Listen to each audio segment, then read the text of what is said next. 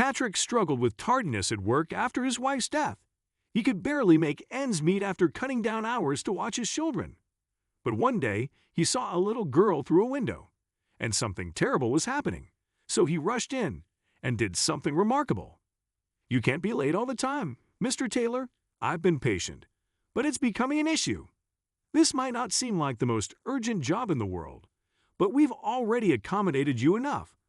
Patrick heard his boss, Mr. Finnegan, tell him in a reluctant voice, and he didn't have any excuse. Once again, he arrived late for work because getting his 3 children out of the house in the morning was so hard. Moreover, Mr. Finnegan was right. After Patrick's wife died, they had accommodated him enough in the past few months. They allowed him to serve a part-time position as a postman, although they didn't usually do that.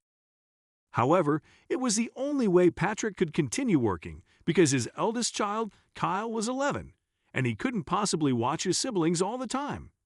Therefore, he took the scolding from his boss and assured him he would do better. "I'll do the best I can, Mr. Finnegan." "We're still adjusting," he stated, ashamed of himself for the excuse. I know. And I know everyone adores you here and in the neighborhoods where you deliver the mail. So I'm going to pardon this again. But there won't be any more chances. If it happens again, I'm going to be forced to fire you," his boss warned gently.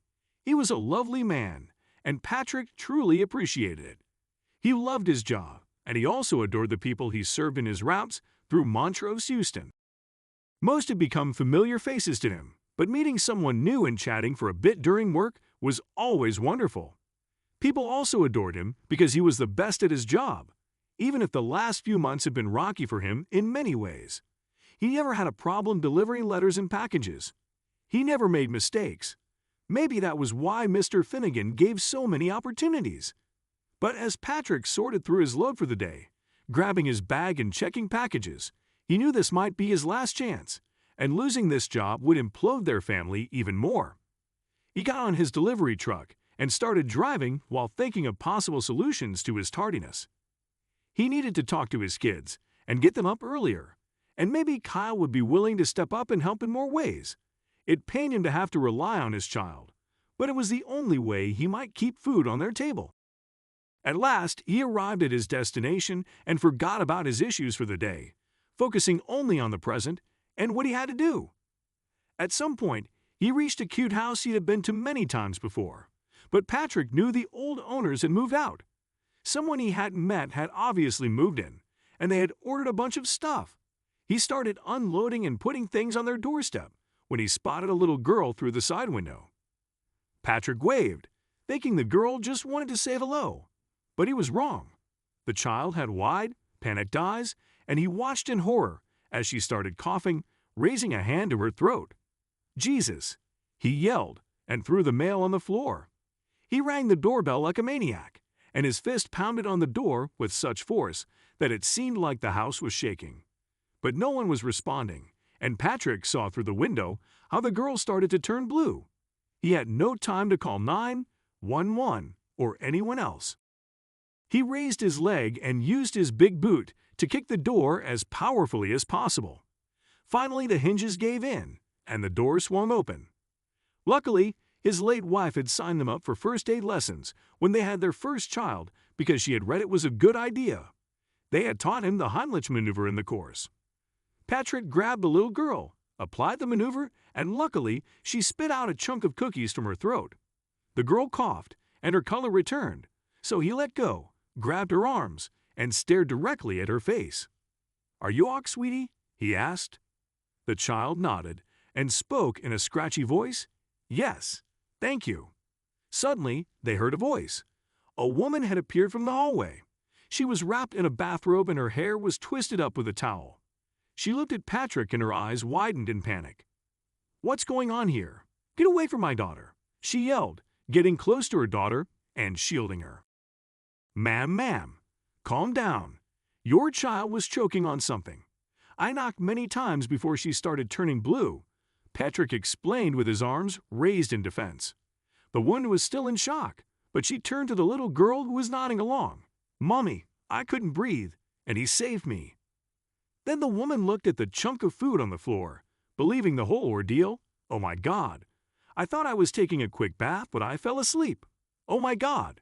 Thank you, sir. Thank you so much. What would have happened without you? Jesus, she stated, kneeling and hugging her daughter tightly. It's not a problem, ma'am. But I would call a doctor just to get a checkup. I'm Patrick, by the way. I was delivering your mail, he explained, relieved that the woman believed him. I can't thank you enough, Patrick. I'm Melissa, and we just moved here. I thought I could leave Kelly for a little while, but I should have kept the cookies away from her, she said, still not letting go of her daughter. Well, good. If you ever need anything else, I'm usually around, Patrick stated and left as he needed to continue on his route. Melissa and Kelly waved from the door as he drove off, and he felt amazing after saving the young child from a terrible fate. His hours finished quickly after that, and he returned to the headquarters to leave the truck for the day. But surprisingly, Mr. Finnegan ran up to him and enveloped him in a huge hug. Sir, what's going on? Patrick wondered, his arms stiff at his sides in confusion. You just saved my niece. Melissa is my brother's wife. She called hoping to find more information about you so she could send you a gift. Thank you.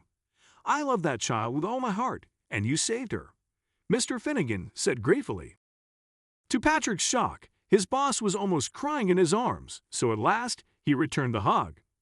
I only did what I could, sir, he said, patting his boss's back. No, you did everything. And listen, I'm going to promote you. Better pay and better hours. I know I was harsh this morning, but honestly, it's because I need work here instead of out there. So what do you say? Mr. Finnegan offered with a big smile. Patrick raised his eyebrows and accepted the offer immediately. With his new salary, he managed to hire a nanny for a few hours after school, so he could work without worrying about his children. And despite the loss of his wife, he and the kids settled into a new normal, and their lives were steady.